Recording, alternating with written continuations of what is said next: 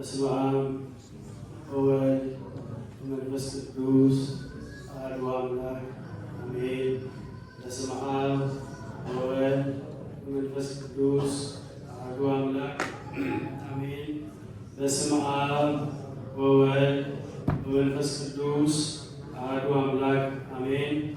ክቡር አባታችን ሊቀ ጉባኤ ዝናቡ አቻሜለ የደብራችን የደብረ ምሕረት ቅዱስ ሚካኤል ቤተክርስቲያን አስተዳዳሪ እንዲሁም በወረዳውና አካባቢው ሀገረ ስብከት የካህናት መምሪያ ኃላፊ ክቡር አረጋዊ አባታችን ፕሮቶኮል ቀሲስ አስራት እጅጉ የደብራችን የደብረ ምሕረት አገልጋይ ዲያቆናት፣ ወንድሞች፣ እናቶች፣ አባቶች፣ እህቶች፣ ሕፃናት ጭምር በወደደንና ባፈቀረን ሳይገባን በዕድሜያችን ላይ ይህችን የንስሐ ዕድሜ ጨምሮ በሰጠን በአምላካችን በመድኃኒታችን በኢየሱስ ክርስቶስ ፍጹም ሰላም እንደምን አደራችሁ? እንደምን ሰነበታችሁ? እንደምን ቆያችሁ?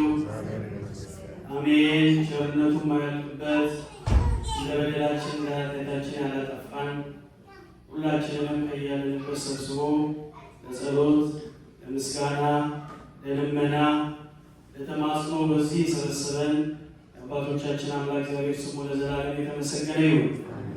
እናትነትን ከድንግልና ድንግልና ከእናትነት አስተባብራ ያዘች ማምላክ ወላዲተ አምላክ ድንግል ማርያም ስለማይነገር ስጦታዋ ምልጃዋ ዘውትር የተመሰገነች ትሁን።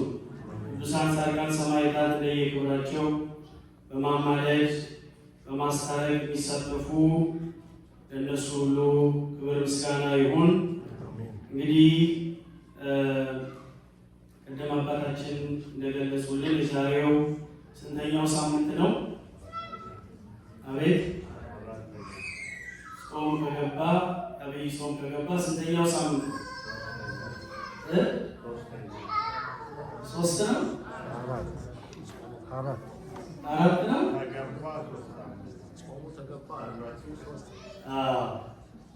ከመጀመሪያው ጀምሮ አራተኛው ጾም የአርባው ጾም ከገባ ግን ሶስተኛው። ግን በቅዱስ ያሬድ በኢትዮጵያው ሊቅ በቅዱስ ያሬድ አባታችን በጣም ልዩ ጥልቅ በሆነ ሚስጥር በነገረን በሚያስተምረን በቅዱስ ያሬድ አስተያየም ይሄ አራተኛው ሳምንት ነው። ምንድን ነው የሚባለው? መጻጉዕ ይባላል። የመጀመሪያው ሳምንት እንግዲህ እንደሰማችሁት ምንድን ነበር? ዘወረደ ነው። በእሱ ምንድን ነበር የተማርነው? ሰማያ ሰማያት ወረደ ብለን ሙሉ ሳምንቱን ትህትና ከሰማያ ሰማያት ወርዶ ዝቅ ብሎ እና ያን ሳምንት በሙሉ ትህትና ስናሳይ ትህትና ስንማር ነበር። ሁለተኛው ደግሞ ምንድን ነበር? ቅድስት አንስቶ ቀድሶ ለይቶ ወሰነ። ስለዚህ ቅድስና ንጽህና ስናደርግ እንድንቀር ማለት ነው። ሳምንቱ በሙሉ እንደዚህ ነው የተሰራው ሰንበቱ። ሶስተኛው ደግሞ ምንድን ነበር? ሳምንት ምኩራብ ነው። ቤተክርስቲያንን ያጸናበት፣ ስርዓቷን ያጠነከረበት፣ እየገረፈ ያስወጣበት። አቤት በዚህ ዘመን ማለት ነው የሚቀራል ተጠራርገን ነበር የሚማር እንኳ አይኖር ነበር፣ ሁሉም ተባባሪ ስለሆነ ማለት ነው። ስለዚህ የቤተ ክርስቲያን ፍቅር ውስጣችን ተስሎ የሰማይ ልጆች አይችሏትም የተባለች ያን እያሰበን የቤተ ክርስቲያን ፍቅር እየወደደ በትህትና እያገለገል የምንቀጥልበት ይሄኛው ሳምንት ደግሞ መጻጉዕ ይባላል። መጻጉዕ ማለት ማለት ነው በሽተኛ። በጣም በሚገርም ሁኔታ ከበሽታው ጽናት የተነሳ ቀኑ በስሙ የተሰየመለት እና የዚህ ትምህርት ዓላማ የዕለቱን ቅድም አባታችን እንዳሉት የተነበበውን መግለጽ እና መጻጉዕ እንደ ሁሉም በየዓመቱ የተማርነው አዝነንለት ነው እንዴ ራሳችንን መጻጉዕ ቦታ አስቀምጠን እንድናየው የተወሰኑ ነገሮችን ነው የምንነጋገረው። አምላካችን ጥበቡን ሚስጥሩን ይግለጽልን። ወደ ሊዲያ ለሁላችንም ደግሞ የምናስተውልበትን ልቦና ያድለን። መጽሐፍ ቅዱሱ ላይ ከመምጣቴ በፊት እዛ ጋር ቅድም አባቶቻችን መዝሙር ዘመጻጉዕ የሚለው ሲያዘሙ ሰምታችኋል። ሁሉንም ጠቅሎ በያዘ ነው። በጣም የሚገርም ሚስጥር በግዕዝ ስለሚሉት አንድ ሰባኪ በሌላ ጊዜ ግዕዝ ስለማሰሙ ነው እንጂ በጣም ብዙ ነገሮች አሉና ያማ ቢባል ፈጥታችሁ ትሄዱ ነበር እና ቅድሳተ ቅድሳት ሲባል ማለት ነው ቅዱስ የሆነ ስጋው ደግሞ ይቀበል የሚለውን ሲያብራራ ማለት። ስለዚህ ግዕዙ ስለሆነ እንጂ ከስር በአማርኛ ደግሞ ዛሬ ቤተክርስቲያናችን ሰፍታለች። የውጭ ዜጎቹ ተቀላቅለውናል ሮበርት ሌሎች። ስለዚህ እነሱም ደግሞ እንዲሰሙ ደግሞ በእንግሊዝኛ ጭምር ተቀምጧል። ስለዚህ ቤተክርስቲያን ሙሉ ነች ማለት ነው እና ምን ይላል አማርኛው? ላምብላችሁ። የአዳም ፈጣሪ ለዕረፍት ሰንበት ሰራ፣ አይሁድ ይህንን በማን ስልጣን ታደርጋለህ ብለው ጠየቁት። ኢየሱስም እኔ እሰራለሁ እናንተም ስራዬን እመኑ፣ የሰንበት ጌታ እኔ ነኝ አላቸው። የሰንበት ጌታዋ ወልድ ዋህድ ነው አላቸው። በምድር ላይ ኃጢአትን እተው ወይም ይቅር ዘንድ ስልጣን አለኝ፣ ነፃነት እሰብክ ዘንድ የዕውራንን ዓይን አበራ ዘንድ አባቴ ላከኝ አላቸው። ለቃሉ የአምላካችን የእግዚአብሔር ስም የተመሰገነ ይሁን።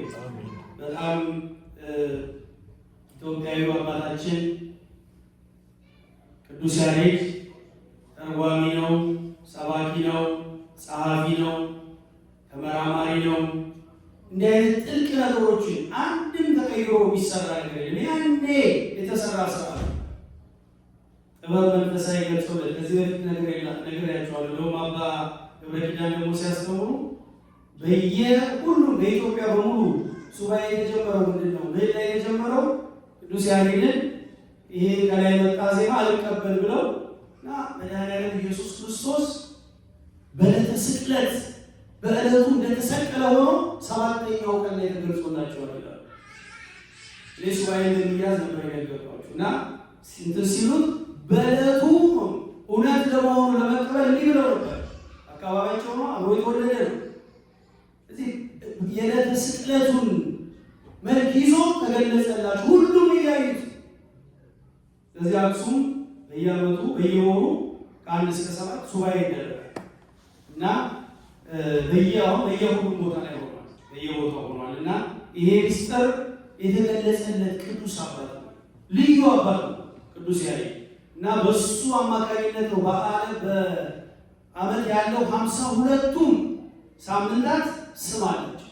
52 በዛ አማካኝነት ነው ዜማው ቅዳሴው ምኑ በታዘዘው መሰረት እዚህም ያለ ነው፣ አሜሪካ ያለ ነው፣ ገጠርም ያሉት የሚቀርሱ እና ይህንን በእውነት የዚህ ቤተክርስቲያን አባል ያደረገን እግዚአብሔር ስሙ ለዘላለም የተመሰገነ ይሁን። እንድንጠቀምባትም ያደርገን።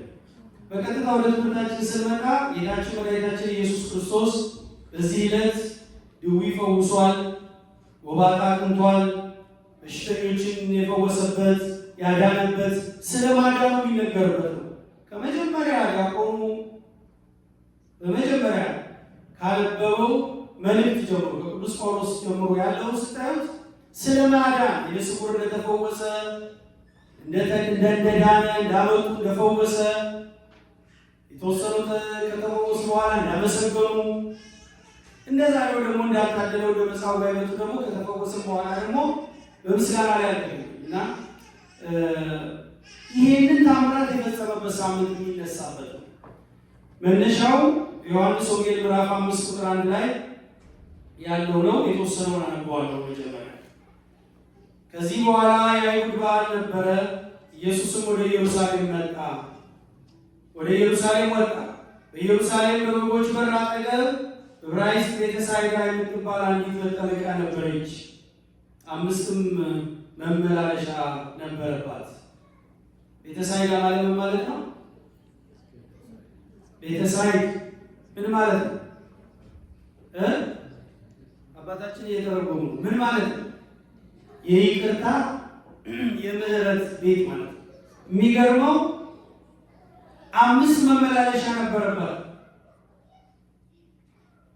መውጫ መውረጃ ማለት ደረጃ ማለት የሚመች ቦታ አይደለም። እዛ ተይቶ የተገኘ ነው። አሁን ዛሬው መጽሐፉ ማለት ነው። 5 መመላለሻ ነበረባት። በእነዚህ ውስጥ የውሃውን መንቀሳቀስ እየጠበቀ በሽተኞች፣ ዕውሮች፣ አንካሶችም ሰውነታቸውን የሰለለ ብዙ ሕዝብ ይተኙ ነበር። ብዙ ሕዝብ ይተኙባት ነበር። ኮሪደሩ ላይ ነው መመላለሻው ሰው ይወጣል ይገባል፣ አይመችም፣ ግን ይተኙ ነበር ለመፈወስ። አንዳንድ ጊዜ የጌታ መልአክ ወደ መጠመቂያይቱ ወርዶ ውሃውን ያናውጥ ነበርና እንግዲህ ከውሃው እናውጥ በኋላ በመጀመሪያ የገባ ከማናቸውም ካለበት ደዌ ጤናማ ይሆን ነበር። ሁሌ አይደለም ይመጣው፣ አንዳንድ ጊዜ ነው። በወር ይሁን በሳምንት ይሁን አልተጻፈም፣ አንዳንድ ጊዜ እና ከየትኛው ደዌ ነው የሚፈወሰው? ከገባ ሰው ግን አንድ ሰው የመጀመሪያው ሰው እንዲህም ከውሃው መናወጥ በኋላ በመጀመሪያ የገባው ከማናቸውም ካለበት ደዌ ጤናማ ይሆን ነበረ። ከዚያም ከ38 ዓመት ጀምሮ የታመመ አንድ ሰው ነበር። ኢየሱስ ይህን ሰው ተኝቶ ባየ ጊዜ እስካሁን ብዙ ዘመን እንዲሁ እንደነበረ አውቆ ልትድን ትወዳለህን? አለ። የሚገርም ጥያቄ ነው አይደል? እያየው ድውዩም ጌታ ሆይ ውሃው በተናወጠ ጊዜ በመጠመቂያዬ ውስጥ የሚያኖረኝ ሰው የለኝም፣ ነገር ግን እኔ ስመጣ ሳለው ሌላው ቀድሞኝ ይወርዳል ብሎ መለሰ። ኢየሱስ ተነሳና አልጋህን ተሸክመህ ሂድ አለው። ወዲያውም ሰውየው ዳነ፣ አልጋውንም ተሸክሞ ሄደ። ያም ቀን ሰንበት ነበር። ስለዚህ አይሁድ የፈወሰውን ሰው ሰንበት ነው የተፈወሰው ሰው ሰንበት ነው፣ አልጋህን ልትሸከም አልተፈቀደልህም አሉት። እርሱ ግን ያነጻኝ ያ ሰው አልጋህን ተሸክመህ ሂድ አለኝ ብሎ መለሰላቸው። እነርሱም አልጋህን ተሸክመህ ሂድ ያለ ማን ነው? ሰው ማን ነው ብለው ጠየቁ። ዳሩ ግን በዚያ ስፍራ ሕዝብ ስለነበሩ ብዙ ሕዝብ ስለነበሩ ኢየሱስ ፈቀቅ ብሎ ነበርና የተፈወሰው ሰው ማን እንደሆነ አላወቀም። የተፈወሰው ሰው ማን እንደሆነ አላወቀም። ከዚህ በኋላ ኢየሱስ በመቅደስ አገኘውና እነሆ ድነሃል፣ ከዚህ የሚብስ እንዳይደርስብህ ወደፊት ኃጢአት አትሥራ አለ። ሰውየው ሄዶ ያዳነው ኢየሱስ እንደሆነ ለአይሁድ ነገረ። ስለዚህ በሰንበት ይህን ስላደረገ አይሁድ ኢየሱስን ያሳድዱት ነበር፣ ሊገድሉት ሊፈልጉ ነበር። ኢየሱስ ግን አባቴ እስከዛሬ ይሠራል፣ እኔም ደግሞ እሠራለሁ ብሎ መለሰላቸው። ስለ ቃሉ አምላካችን እግዚአብሔር ስም የተመሰገነ ይሁን። ሙሉውን ቤት አንብቡት። እኔ ንባቡን ስንለው እንዳያችሁት 38 ዓመት ሙሉ በአልጋ ላይ የነበረ ሰው ጌታ ዕድሜው ስንት ነው ሲመጣ? 33። ይሄ ሰው ጌታ ከመወለዱ በፊት ድዌ ነው፣ የታመመ ነው። ህመሙን ደግሞ ታውቋል። ብዙ ጊዜ ድዌ አይታወቅም፣ በተለያየ መንገድ ይመጣል። የዚህ ሰውዬ ግን ህመም ይታወቃል። ምንድን ነበር? መጨረሻ ላይ ጠቅሶታል። መተኛት አይፈቅድም። ነቃ ብሎ ለዛ ወደ ጥያቄ ነው ማለት ነው። ማቀርቀር ነቃ ቆንጠጥ ሙቀት የለም ነው ይሞቃል። ውጪ ደግሞ ስሙ ይታል ያልከፈከፈናል። ስለዚህ ይሄ ሰው 38 ዓመት ጌታ ከመወለዱ ጀምሮ የታመመ በዛ በመመላለሻ በማይመች ቦታ ላይ ያወራል። ሰው መቀመጫ ነው መወረ ሰው ይሄዳል የሚመላለስበት በዛ ተኝቶ የተገኘ የሚደነቅበት ምክንያት አለ። ተስፋ ሳይቆርጥ በዛ ቦታ ላይ ተገኘ። በማይተኛበት ቦታ ተኝቶ እየጠበቀ ብዙ ናቸው። የእሱ ግን 38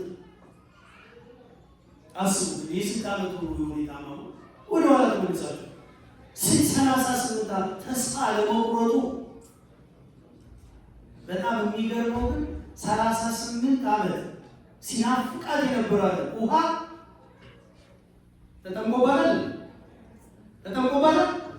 እንዳያት የተመለሰ የእግዚአብሔር ስራ ድንቅ ነው እና ጌታ ከመወለዱ በፊት ድዌ ነበር። አንድ የተወሰኑ ነገሮች እንደመግቢያ ላንሳና ይሄ ጥቂት ሚስጥሮች ነው ያሉት። እኛ በገባ ልክ ነው የምናነሳው። አባቶቻችን በደንብ አመስጥረውታል። እንግዲህ የአይሁድ በዓል ነበረ ነው። በተደጋጋሚ የአይሁድ በዓል ደጋግሞ ይነሳል። የአይሁድ በዓል ምንድን ነው? ፋሲካ የተባለ የአይሁድ በዓል ነበረ። ፋሲካ ማለት መሻገር ከግብፅ መከራ የተለዩበት ስለሆነ በየዓመቱ ያከብሩታል። ወደ 4 ቦታ ስለዚህ ስለ ፋሲካ ተጠቅሷል። በ4 ነው የተከፈለው።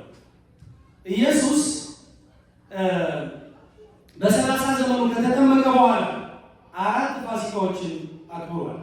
የመጀመሪያው ምኩራብ ላይ የአይሁድ ፋሲካ ቀርቦ ነበር ይላል በዮሐንስ 2:13 ላይ።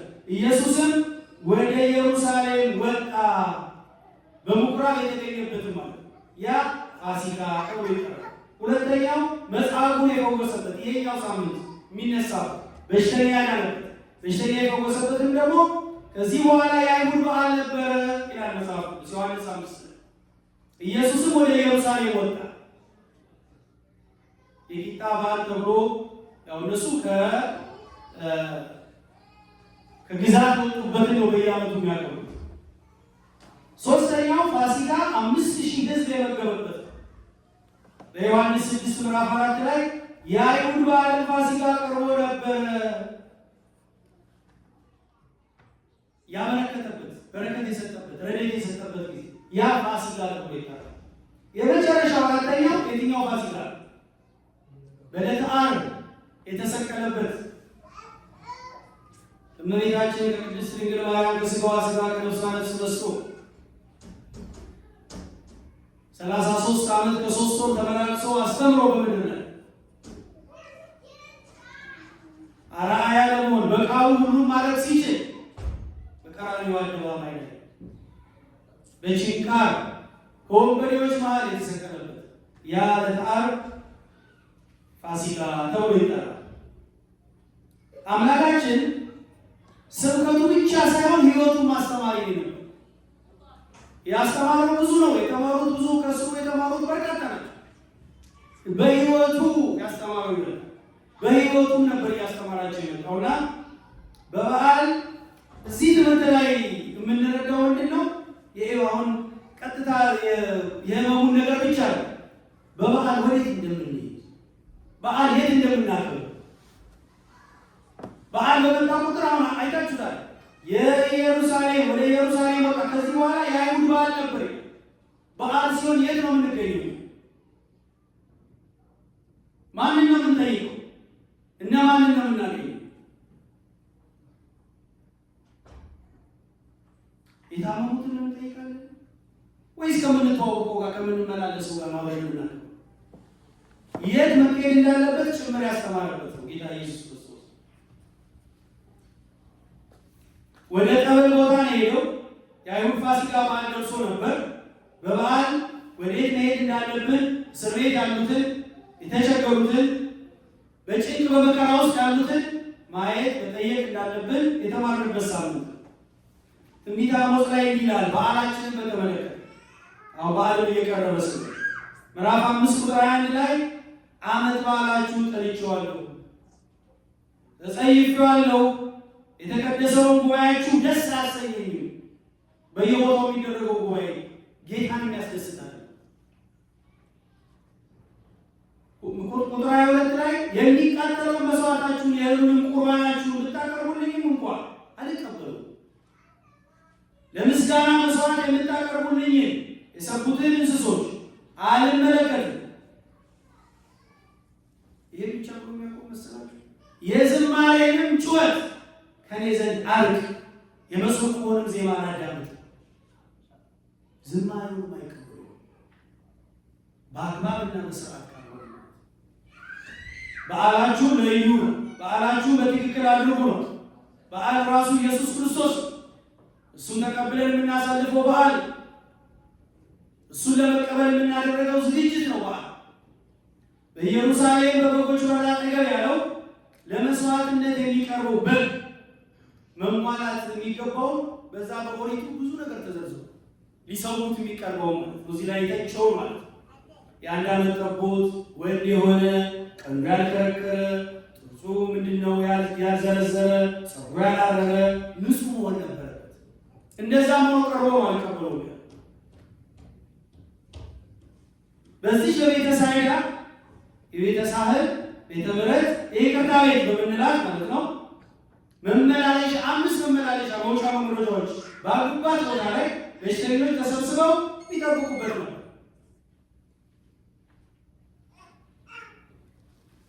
ደረጃ ላይ ምን አይነት እንቅልፍ ነው የሚወስድ?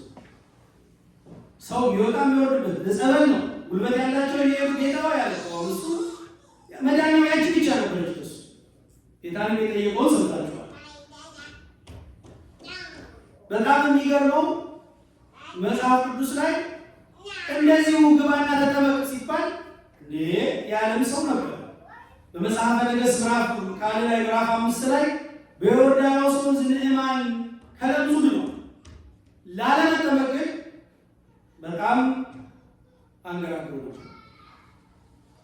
እኔ ባጠገቤ ማሙናና ፋርማ የሚባሉ ትልልቅ ወንዞች አሉ። ምንድነው እዚህ ውስጥ ሌላ መድኃኒት ካለ ስጠኛል።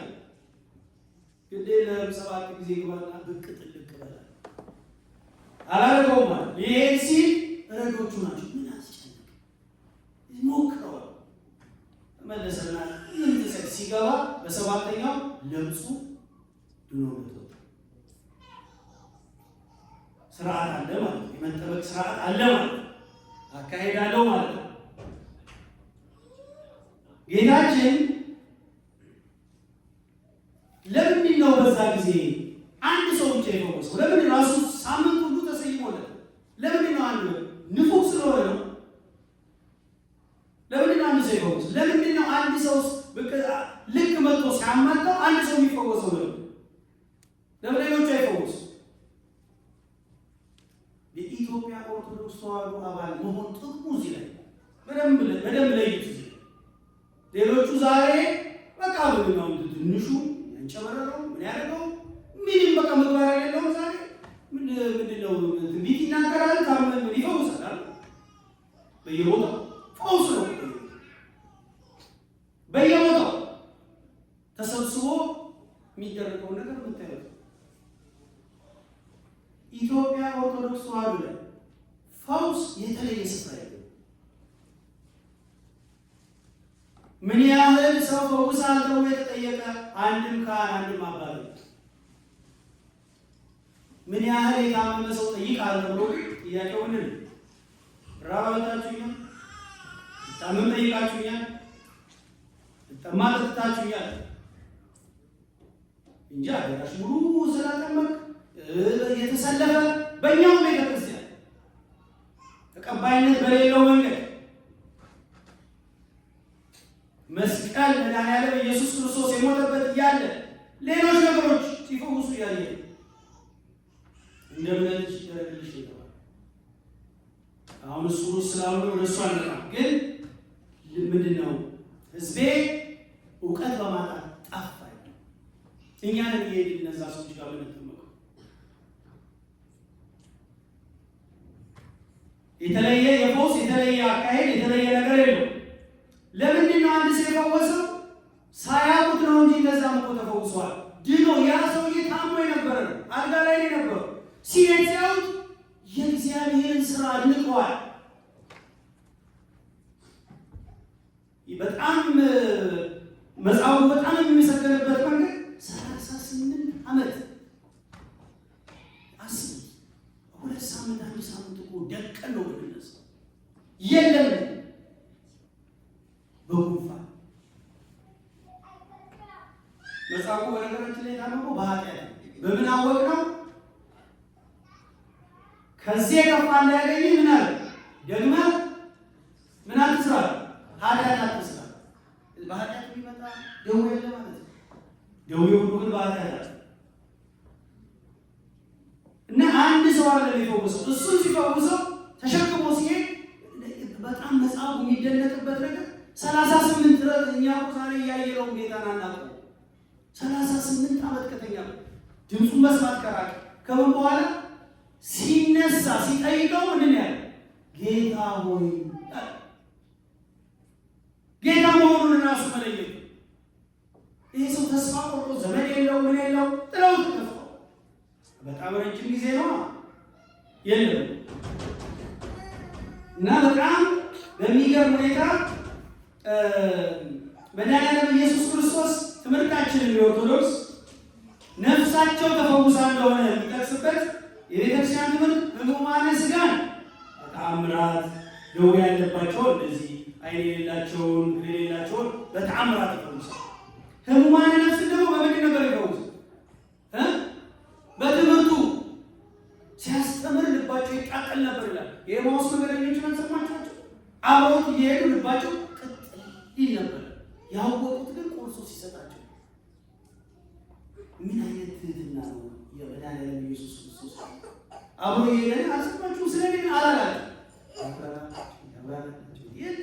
በኢየሩሳሌም አልነበርክም እያሉት ለቀባሪው ያለበት ማለት የእኛም ፍጥረት ደግሞ አስብ የሆነ ነገር ለመናገር እሱ ግን ያብራራ እዛም ሲል ተሰወረባቸው።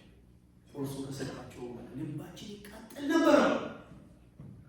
ስለዚህ በትምህርቱ ሲያስተምር፣ ለዚህ ነው ቃለ እግዚአብሔር በእንጀራ ብቻ አይኖርም የሚባለው። ቃለ እግዚአብሔር ስንማር ውስጣችን ይቃጠላል፣ ውስጣችን ይቀየራል፣ ይለወጣል። ለዚህ ነው ልዩ ትኩረት ይሰጥ የሚባለው። ከጤናው በላይ በጣም የሚገርመው ማለት ነው በኦርቶዶክስ ለምንድን ነው ይሄን ያህል ታዲያ እንደዚህ ተጋኖ ጥምቀት እየተባለ በዚህ በዛ የማይደረገው? የበፊት አባቶቻችን የሚያደርጉትን ታውቃላችሁ? ጸበል ጓጉ ይላችሁ ነው ተጠመቁ። ምናልባት የተለየ ድምፅ የሚያወጣ ካለ መስቀል ይዘው የሚቆሙ አሉ። ለማጥበቅ አይደለም ውስጥ የሚቆሙ አሉ። ደብረ ሊባኖስ ልትሄዱ የትም ትልልቅ ቦታዎች ላይ ዛሬ ግን ተጠርታችሁ ነው በቃ ትተብሎ ነው በአደባባይ ነው ተጠመቁ። እና የሚገርመው ሁሉ ሰው እኮ እንዲፈወስ እኮ አልተፈለገም። የሁሉ ሰው መዳን የለበትም። ለምን? ከጤናው በላይ ህመሙ የሚቀርመው ሰው አለ። ይሄ በሕይወታችን ያለ ነው። ከጤናው በላይ ህመሙ የሚቀርማቸው ሰዎች እነዚህ መጽሐፍ ቅዱስ ላይ ያስቀምጧቸው። እግዚአብሔር ያውቃልና የመጣ ሁሉ ይድናል ይፈወሳል የሚል ትምህርት የለም በቤተክርስቲያን። ቅዱስ ጳውሎስ ከዚህ በፊትም ሰምታችኋል አይደል? ቅዱስ ጳውሎስ ሶስተኛ ሰማይ የደረሰ የስሉስ ቅዱስን ሲያመሰግኑ ያየ እጅግ ምርጥ የተባለ ልዩ ሰው። እሱ በቀሚሱ ሰዎችን ይፈውሳል። እሱ ግን ምን ነበረበት? ምን ነበረበት? ይሄ ወደዚህ ነው ወደዚህ ነው ማለት ነው። ምን ነበረበት? ወንድሞች ጤነኛ ነበር እንዴ? ምን ነበረበት? በሩ እግዚአብሔር ጸጋ የጌታችን ክርስቶስ ጸጋ ይፈልግ ነበር። ራሱ ብቻ ነበር። ራሱ ጸጋ ይፈልግ ነበር። እሱ ልክ ነው። ግን ቅዱስ ጳውሎስ ምን ህመም ነበረበት? ራስ ምታት ነበረበት። የሆድ በሽታ ነበረበት። አስቁት ብራችሁ በሽታውን በሙሉ ደግሞ አንስታችሁ ያሰ ጤነኛ ግን አልነበረም። ይሄንን ግን ራሱ ጠቀሰው። በቀሚሱ እኮ ነው የሚያድነው እኮ አይገርማችሁ? ከቀሚሱ ላይ ለምንድን ነው ራሱን የማያድነው? እንዲህ አለ ራሱ ነው የተናገረው። በመገለጥ ብዛት እንዳልታበይ የሥጋዬ መውጊያ የሰይጣን መልእክተኛ ተሰጠኝ፣ በሽታ ተሰጠኝ ማለት ነው። ይህ ነገር እንዲርቅልኝ አለ ቅዱስ ጳውሎስን አስቡ። ይህ ነገር እንዲርቅልኝ በሽታው እንዲጠፋልኝ ደጋግሜ ጸለይኩ። እግዚአብሔር ግን አለ ምን ይበቃል? ኃይሌ በድካም ይገለጻል አለ። ጸጋዬ ይበቃል አለ። ስለዚህ ይላል ተውኩት። ጸሎ ያቀዛ በኋላ ስለዚህ ነው ቅዱስ ጳውሎስ ምርጥ ቃል ልዩ ሰው ሰዎችን በመንገድ ላይ እየጠበቁ የሚፈወሱበት እሱ ይሁን አማኒ ነው። ጥቂት ወይን ጠጅ ጠጣ የተባለ ነው። ሌሎቹም እነ ሉቃስ ሐኪሞች ናቸው። እግራቸው በዝሆን የዝሆን የሚባል የእግሩ እንደ ጋንግሪን የያዘ በጣም ትልቅ እየቆጠጠ ነው የሚሄድ። ለሌሎቹ ግን እና እኔ ብርና ወርቅ የለኝም ተነስተህ በኢየሱስ በጌታ በኢየሱስ ክርስቶስ ተመላለስ የሚሉ ናቸው። ኢዮብን አታስታውሱም? ኢዮብ በበሽታ አይደለም የተጠቀመው ወገኖች። እኛና እግዚአብሔር የሚያውቀው በእያንዳንዳችን ውስጥ ያለው ጥቂት ጸሎት ብቻ ነው። ሌላውን ራሱ እግዚአብሔር ነው የሚያውቀው። በበሽታው የሚመጣ በረከት ስላለ ሐኪምና እኛ ብቻ ምናምን ዛሬ መድኃኒት ማንሱ ሰው አለ። የጥቂቶቹ ነው የሚታየው አይደል? ፊት ለፊት የሚያደርገው እንጂ የሚታየው መድኃኒት ምንድን ነው? ቫይታሚን ተብሎ ደግሞ በምንም መልኩ መድኃኒት የማይወስድ ትንሾቹ ጀምሮ አይጋጭም። ግን የማይድን ስላለ ያን በረከት አትግፉት፣ አታማሩ። የዚህ ማሳያው መጽሐፉ ነው። 38 ዓመት ያችን ውሃ እየጠበቀ ሰው ስለሌለው የሚወረውረው ሰው ስለሌለው በዛ ልኳር ነው የሚፈወሰው። የእግዚአብሔር ስራው ድንቅ አይደለም? ተነሳና አልጋህን ተሸክመህ ሂድ አላለ። በጣም ብድግ እኔ እንዴት ሆኜ እችላለሁ አላለም፣ አልተጠራጠረም። 38 ዓመት የሳምንት የሁለት ሳምንት እንትን የሚያደርግ ቤተክርስቲያን የሚያስቀር የሚያጠፋ ከብዙ ነገር የሚለይ ደግሞ ለበረከት ሲጠራ ደግሞ መጠሪያ የሚሆኑ እና ሁሉ እንዲፈወስ አልተፈቀደም። ለዚህ ነው እያጠፈ የሰጠው ለአባታችን ለኢዮብ ምሳሌ ሆኖ። ኢዮብን የምናውቀው እኛ ኢዮብ እኮ አንድ ባለጸጋ ነበረ፣ ሞተ ነበር የሚባለው አይደል? ስለታመመ ነው የተጻፈው። ሕመም አታማሩ። በተለያየ መንገድ ሐኪም ያልፈታው ሐኪም ያልደረሰበት ሁሉንም አይደርስበትም። በረጋቸው ማማረር መቀበል ነው። ምን ይላል? ኃይሌ በድካም ይገለጻል። ስንታመም ኃይል ይኖረናል ማለት ይሄ በሕይወታችን የምናየው። አንዳንድ ጊዜ ከበሽታችሁ ጋር ተያይዞ ቁጥሩ ሰማይ ነው። ግፊት በሉ ስኳር በሉ መድኃኒቱ አልቆምም። የሚያኖረው ግን ጊዜ ያለ ቁጥሩ ቢሆን ኖሮ እነሱ በጻፉት ቁጥር ቢሆን ኖሮ በቃ በየቀኑ ምንድነው ሰው ኢመርጀንሲ እና ኃይሌ እስኪ ቃል ጋር አውሩት። ኃይሌ በድካም ይገለጻል። ኃይሌ በድካም ይገለጻል። ጸጋዬ ይበቃሃል፣ ጸጋዬ ይበቃሃል። ስለዚህ አለ እኔም ተውኩት፣ ከዛ በኋላ ጸየው። ስለዚህ ሁሉም ይፈወሳል የሚል ትምህርት የለም። ስለዚህ እዚህ ላይ ሁሉ ጊዜ ስትመጡ ለእግዚአብሔር ንገሩት። አለዛ ግን ማያማርበት አገኝ፣ ማንፈተንበት አገኝ። ደግሞ ሰው ፊት አውጥተህ ደግሞ ሰዎች እንዲሰናከሉብኝ ማታረፍ። አንዳንድ ሰው ይሄ እንደዚህ አለ እንደምናምን ማለት ነው። መጽሐፉ 38 ዓመት ባልጋ ላይ ተጣብቆ የኖረ በሽተኛ ነው። ኃጢአት ሰርቶ እንደታመመ በግልጽ የታየ ነው። በኃጢአት ያመጣው እንደሆነ ታች ቅድም ያስችላችኋለሁ። የሚገርማችሁ በሲናፍቅ በነበረው ነገር አልተጠመቀም። የእግዚአብሔር ስራ በጸበሉ አለ ጸበሉ ማለት ነው። እኔ ሲሉ ጸበልና ጠበል ልዩነት አለው አይደል? ጸናጠ የቱ ነው? ጸበል ልጠመቅ ነው ጠበል ልጠመቅ ነው። ጸበል ማለት ውሃውን ነው እንደሱ ምትሉ የአባታችን እዚህ ወሩ። ጸበል ማለት አፈር ትቢያ ማለት እምነቱ። ጠበል ማለት ደግሞ ውሃው። ስለዚህ እየናፈቀ በጣም የእግዚአብሔር ስራ እኮ ድንቅ እኮ ነው። የመጀመሪያው ሁለተኛው ነው ያነበበውን አይታችኋል። እውሩን ያበራበት እውሩ ጋር ውሃ የለም ሲያገኘው ማለት እንትፋልና ጭቃ ቀብቶ ሂድና አለ በሰሌው ውሃ ታጠባል። ውሃ ጋር እኮ አይደለም ያለ ውሃ ጋር ያለውን መጽሐፉን ግን አልጋን ተሸክመ ይላል። ለምን ኧረ ትንሽ ልቅመስ አላለም። እሱም በቃ እሱ እየበረረ ነው። በጣም የሚገርመው ግን 38 ዓመት ተቀምጦ በዛ ደቂቃ አስነስቶ ማን እንደሆነ ሲጠይቁት ራራም የተደረገላችሁ ነገር ከመቃል እግዚአብሔር ሰው ስፖንሰር አድርገው አምጥተው በሕይወታችን ላይ የተወሰነ ነገር ጠብ አድርገው ዛሬ ማናያቸው እነሱ ናቸው እያሉ አስረው ይዞ ይሁን ስንት የሰው ውለታ ከመግባት ይህ በጣም ከባድ አለ። ደግመህ እንዳትበደላ ደግመህ ኃጢአት አትስራ። የብዙ ሰዎች ውለታ ያለብን ሰዎች የለም ስማቸውን ማንሳት ነው። እዚህ ውለታ በጌታ መሆን እግዚአብሔር አምላክ ውለታ መመለስ ያለ በተደረገልን አትሊስ ልትወዳለህ አለ። አይገርምም? ምን አይነት ጥያቄ!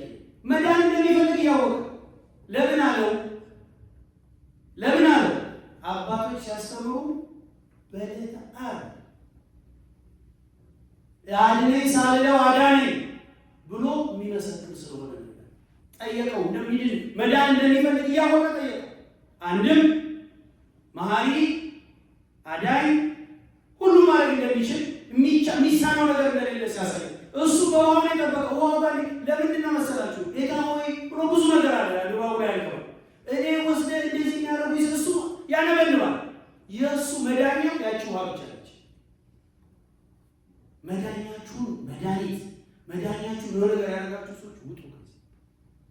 እግዚአብሔር መዳኛው ብዙ ነው፣ መንገዱ ብዙ ነው። አንዳንዱ በጸበል ይፈውሱ እንዳሳየ ጸበል ቦታ ያለውን ደግሞ ይልከዋል። ይሄድ አልጋ ተሸክመ ይሄዳል።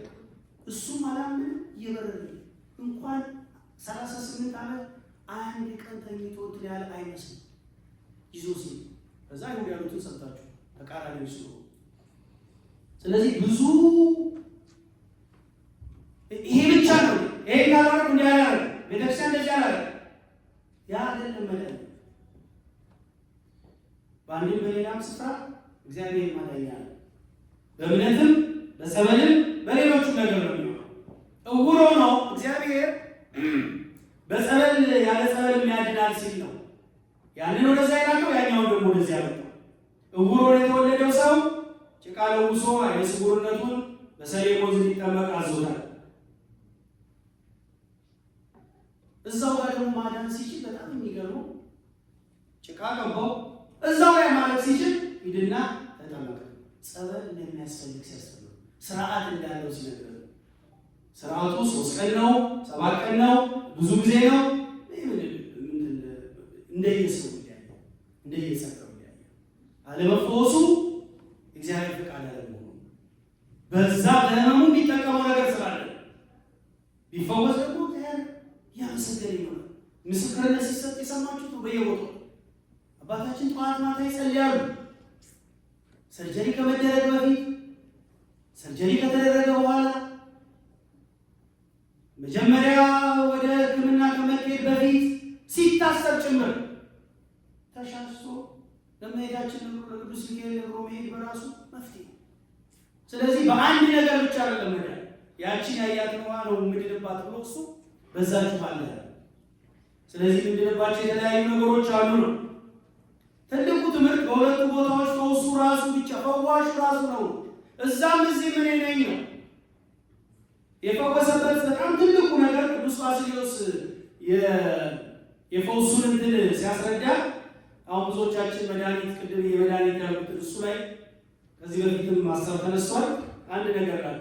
ቅዱስ ባስልዮስ እንደዚህ ይላል፣ መድኃኒት መውሰድ በዚህ በጥበብ በተሰራው መድኃኒት ምን ያህል ከቤተክርስቲያን ትምህርት ጋር እንደማይጋጭ አዳምና ሔዋን ከበደሉ በኋላ የቁርበት ልብስ አለበሳቸው።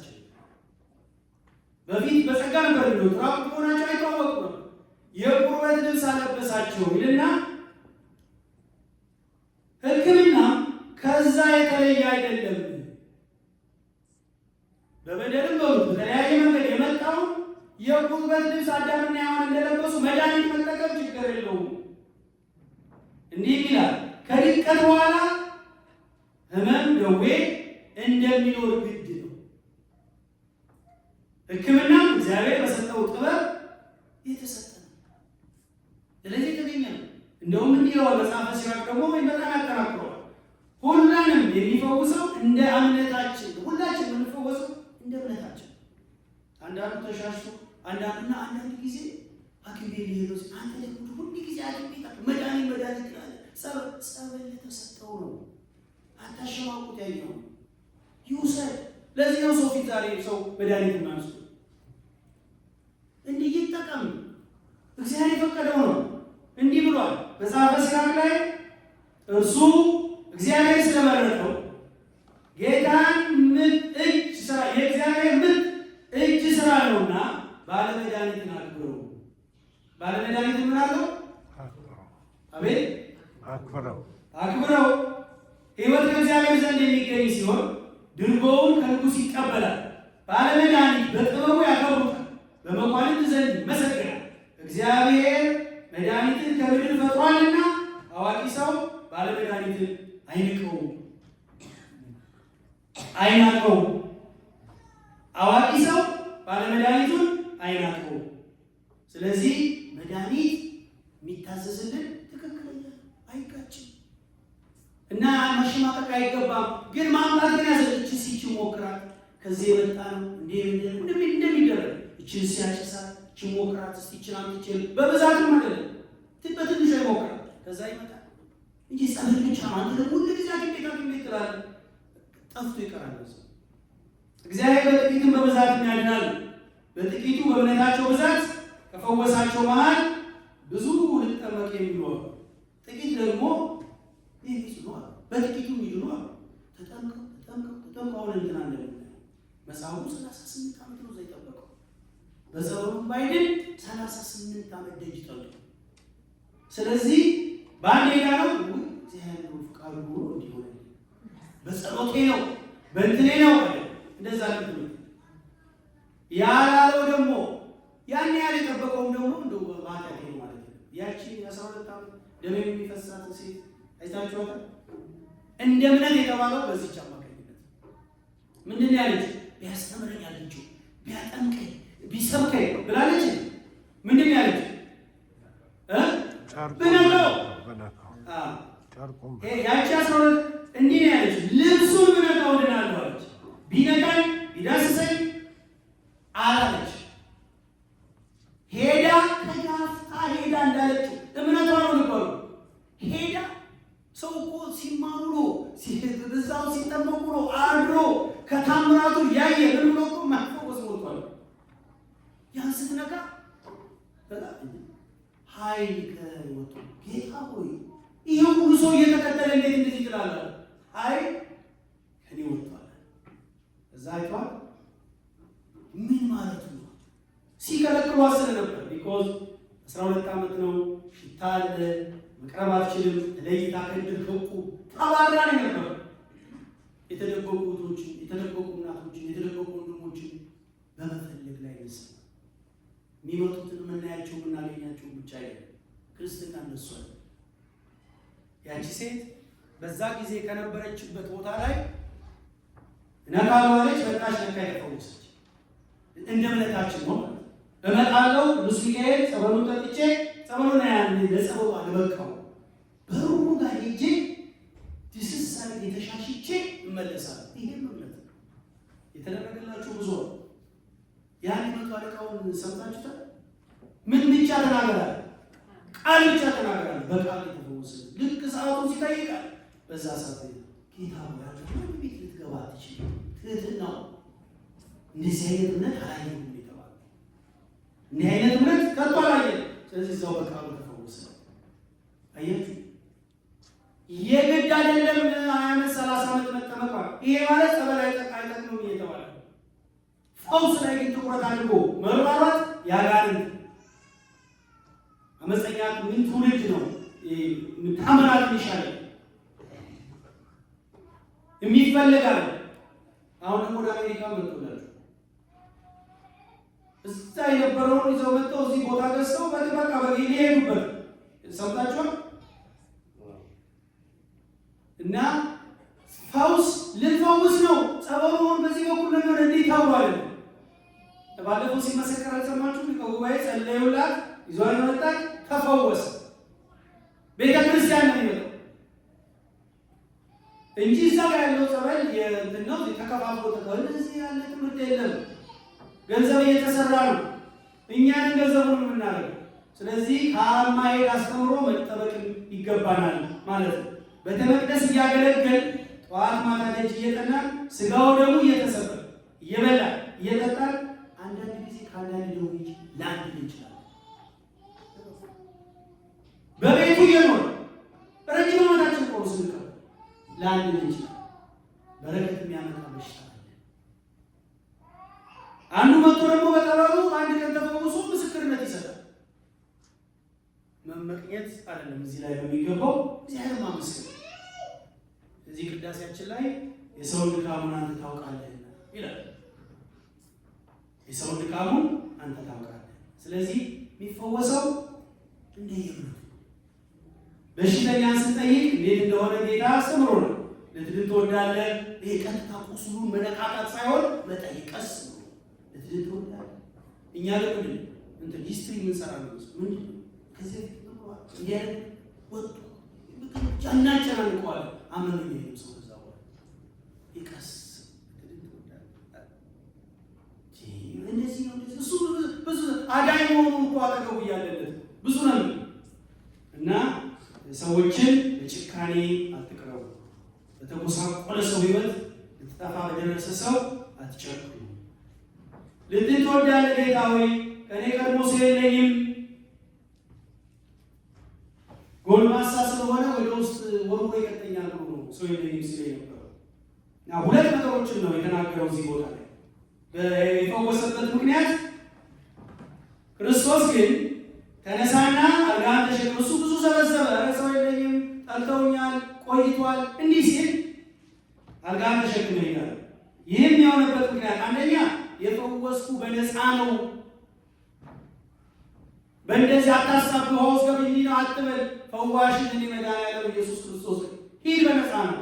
ሁለተኛ 38 ዓመት ሙሉ አብራው የነበረች አክስቱ፣ አጎቱ፣ እናቱ፣ አባት፣ ዘመዶች በሙሉ ጥለው ሲሄዱ ምንድን ነበረች? አልጋው ብቻ ነች። 38 ዓመት ተሸክሟት ሄዳል። ተሸክሟት ሄደ። ብቸኛው ስጦታው ተበጣጥ ሳይሆን ምን አይነት ሆነ? ሁለት ቀን ስናድርበት እኮ መቀመጥ ነው ያስጠላል አይደል? በስመ አብ ነው።